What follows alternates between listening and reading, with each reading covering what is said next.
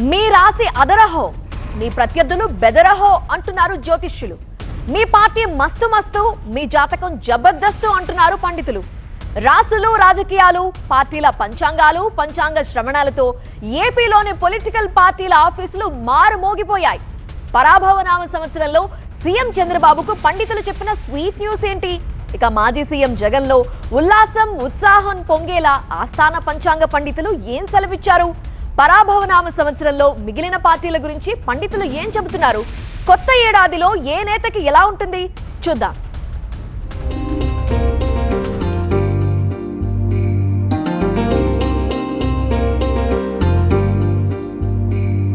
విజయవాడ తుమ్మలపల్లి కళాక్షేత్రంలో రాష్ట్ర ప్రభుత్వం ఉగాది వేడుకలు నిర్వహించింది. ముఖ్యమంత్రి చంద్రబాబు సమక్షంలో సహస్రావధాని మాడుగుల నాగఫణి శర్మ పంచాంగం చదివి వినిపించారు. అమరావతి విశ్వనగరిగా గుర్తింపు పొందేందుకు ఆస్కారం ఉందని, ఈ ఏడాది ఏపీకి ఆర్థిక బలం చాలా బాగుంటుందని తెలిపారు. బుధుడు అనుకూలంగా ఉన్నాడని, ఆర్థిక సహకారాలు ప్రభుత్వానికి లభిస్తాయన్నారు. చంద్రబాబు వంటి గొప్ప నేత దొరకడం తెలుగువారి అదృష్టమని మాడుగుల తెలిపారు. ఈ వేడుకల్లో మంత్రులు పాల్గొన్నారు. ముఖ్యముగా యువతకు చాలా ఆశాజనకమైన పరిస్థితులు, వాతావరణాలు, ప్రభుత్వం యొక్క సహకారము చాలా ఉంటుంది ఈ సంవత్సరము. అలాగే జగల్లగ్నము వృషభము కావటం వల్ల స్త్రీలందరికీ కూడా చాలా అభ్యుదయ హేతువుగా ఉంటుంది ఈ సంవత్సరం. మనకు హైటెక్ గురు ముఖ్యమంత్రి కాబట్టి గురువేమో మనకు రాజు, ఈ సంవత్సరానికి హైటెక్ గురు మనకు ముఖ్యమంత్రి అయ్యారు. అది విశ్వనగరి, ప్రపంచములో గొప్ప నగరముగా ఎన్నిక కావడానికి, ఒక గుర్తింపు పొందడానికి ఈ సంవత్సరము పాలకులు, ప్రభుత్వము తీసుకునేటువంటి అనేకమైనటువంటి విశేషాలు, ఆర్థిక బలము కూడా ఈ సంవత్సరం చాలా బాగుంటుంది. బుధుడు మంచి అనుకూలముగా ఉన్నాడు, అర్థమును కలిగించవలసిన వాడు. ఆర్థిక ప్రగతి ఈ సంవత్సరము ఎలాంటి తడుముకోకుండా అటువంటి సహకారాలు ప్రభుత్వానికి లభిస్తాయి. ఉగాది వేడుకల సందర్భంగా సీఎం చంద్రబాబు మాట్లాడుతూ, దేవతల రాజధాని, ప్రజా రాజధాని మన అమరావతి అన్నారు. అమరావతిని గొప్ప రాజధానిగా చేయమని శ్రీవారిని ప్రార్థిస్తుంటారని ముఖ్యమంత్రి తెలిపారు. దుష్టులను మరోసారి ఉపేక్షిస్తే మళ్లీ మొదటికొస్తామని హెచ్చరించారు. గోదావరి పుష్కరాల కంటే ముందుగానే పోలవరం ప్రాజెక్టు ప్రారంభిస్తామని, రాష్ట్రం మొత్తం నీళ్లు అందిస్తామన్నారు. దేవతల రాజధాని ఎట్లయితే ఉందో దాంట్లో అంత కాకపోయినా నెక్స్ట్ లెవెల్ ఆఫ్ డెవలప్మెంట్ ఇక్కడ చూపించమని, సమస్య లేని రాష్ట్రం చేయమని ఆయన ఒకసారి కోరుకుంటాను.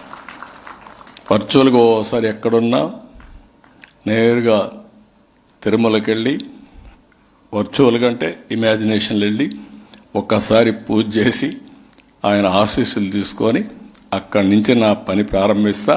దుష్టులకు మాత్రం ఒకటే చెప్తాను, మళ్ళీ చరిత్ర చెప్పిన నగ్న సత్యం, దుష్టుల్ని మాత్రం ఏమారితే మళ్ళా మనం మొదటికి వస్తాం. దాంట్లో రాజీ లేని పోరాటం చేసి మీ అందరికీ న్యాయం చేసే బాధ్యత తీసుకుంటానని మరొక్కసారి మీ అందరికీ హామీ ఇస్తున్నా. ఇక తాడేపల్లిలోని వైసీపీ కేంద్ర కార్యాలయంలో జరిగిన ఉగాది వేడుకలకు మాజీ సీఎం వైఎస్ జగన్ సతీ సమేతంగా హాజరయ్యారు. ఉగాది పూజలు, పంచాంగ శ్రవణంలో పాల్గొన్నారు. వేడుకల్లో భాగంగా పరాభవనామ సంవత్సర పంచాంగాన్ని వినిపించారు భాస్కర సుబ్రహ్మణ్య సిద్ధాంతి. ఏపీ ప్రభుత్వంపై సిద్ధాంతి కీలక వ్యాఖ్యలు చేశారు. పక్క రాష్ట్రాలతో వివాదాల కారణంగా ప్రజల్లో అపకీర్తి తెచ్చుకుంటారన్నారు. ప్రాజెక్టులు, నిర్మాణ పనులు నెమ్మదిగా సాగుతాయని, మంత్రుల శాఖలు మారుతాయని, ప్రతిపక్షంలో ఉన్నవాళ్లు మరింత బలవంతులవుతారని సిద్ధాంతి తెలిపారు. కేంద్ర రాష్ట్ర ప్రభుత్వాల మధ్య విభేదాలు, విమర్శలు రావచ్చని పంచాంగం చెప్తోందన్నారు. ఈ కార్యక్రమంలో వైసీపీ నేతలు పెద్ద ఎత్తున పాల్గొన్నారు. తృతీయ భావాధిపతి వ్యయముందుండి శని కుజుల చేత చూడబడ్డం చేత ఇరుగు పొరుగు రాష్ట్రాల చేత తరచు వివాదాలు పొందడం, వాటిని సమర్థించుకోలేకపోవడం, ప్రజలలో అపకీర్తి పొందడం వంటివి ఉంటాయి అని చెప్పేసి తృతీయ భావం మనకి తెలియజేస్తోంది. ప్రతిపక్షపు భావాధిపతి అయినటువంటి శుక్రుడు లగ్నముందు ఉండడం చేత ఈ ప్రతిపక్షపు భావాధిపతులు బలవంతులు అవ్వగలరు అని మనకి ఒక సూత్రం చెప్తోందండి. మంత్రుల శాఖలందు మార్పు చేర్పులు ఏర్పడు సూచితములు ఉన్నవి అని చెప్తోంది. ప్రతిపక్షపు స్థానాధిపతులు వారి పాత్రను పోషించుకుందుకు మంచి అవకాశాలు ఏర్పడుతున్నప్పటికీ కుజవీక్షణ చేత అవకాశాలని అందిపుచ్చుకోలేని స్థితులు కూడా గోచరిస్తున్నాయి. రెండో పాయింట్ చేత ప్రభుత్వ తీరుదెన్నులందు స్వలాభాపేక్షతలచే పరస్పర విమర్శలు పెరుగు సూచనలున్నాయి అని తెలియజేస్తోంది. తెలుగు ప్రజలకు ప్రధాని మోదీ ఉగాది శుభాకాంక్షలు తెలిపారు. ఉగాది పండుగను ఆనందంగా జరుపుకోవాలని ట్వీట్ చేశారు. సంప్రదాయాలతో ముడిపడి ఉండడంతో పాటు కొత్త శక్తికి ఆరంభాలకు ఉగాది పండుగ ప్రతీక అన్నారు. రాబోయే సంవత్సరం ఆనందాలు, విజయాలు, ఆరోగ్యంతో నిండి ఉండాలని ప్రార్థిస్తున్నట్లు మోదీ తన ట్వీట్లో పేర్కొన్నారు. విజయవాడ బీజేపీ రాష్ట్ర కార్యాలయంలో ఆ పార్టీ ఏపీ అధ్యక్షుడు మాధవ్ ఆధ్వర్యంలో ఉగాది వేడుకలు జరిగాయి. ఏపీ ప్రజలకు పరాభవనామ సంవత్సర శుభాకాంక్షలు తెలిపారు. భారతీయ జనతా పార్టీ కేవలం ఒక రాజకీయ పార్టీ మాత్రమే కాదని అది భారతీయ సంస్కృతిని పునఃప్రతిష్ఠించే వేదికన్నారు ఏపీ బీజేపీ అధ్యక్షుడు. Nation first, party next, self last అనే నినాదంతో ముందుకు సాగాలని క్యాడర్కు పిలుపునిచ్చారు. ప్రధాని మోదీ వైతాళికుడని కొనియాడారు. మనం దేశం మొదలు, దేశం తప్ప ఇంకేమీ ప్రధానం కాదు. తర్వాత పార్టీ, తర్వాత మనం వ్యక్తిగతం. Nation first, party next, self last అనే ఆలోచనతో మనం ముందుకెళ్తున్నాం.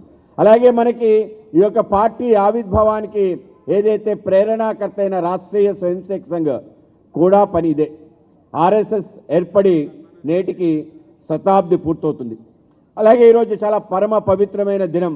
కేవలం యుగాది కాకుండా మనకు కూడా మన యొక్క ఆద్య సరసంఘ చాలక్ ఏదైతే రాష్ట్రీయ స్వయంసేవక సంఘ్ని ప్రారంభించిన కేశవరావు బలిరామ్ హెడ్గేవర్, డాక్టర్ కేశవరావు బలిరామ్ హెడ్గేవర్ డాక్టర్ జీ అని పిలుస్తాం, ఆయన కూడా ఉగాది రోజే పుట్టడం జరిగింది.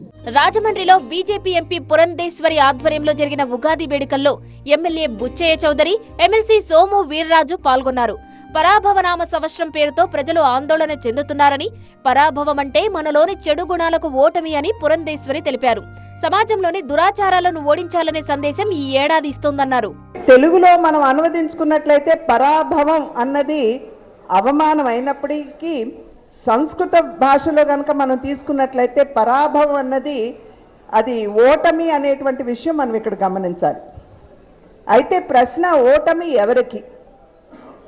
మనలో ఉన్నటువంటి దుర్గుణాలకి, సమాజంలో మనం చూస్తున్నటువంటి దురాచారాలకి వాటిని ఓడించేటువంటి ప్రయత్నం మనం అందరం చేయవలసినటువంటి సందేశాన్ని ఈ పరాభవనామ సంవత్సరం మనకిస్తుంది అనేటువంటి విషయం ఇక్కడ ప్రతి ఒక్కరూ కూడా అర్థం చేసుకోవాల్సినటువంటి అంశం.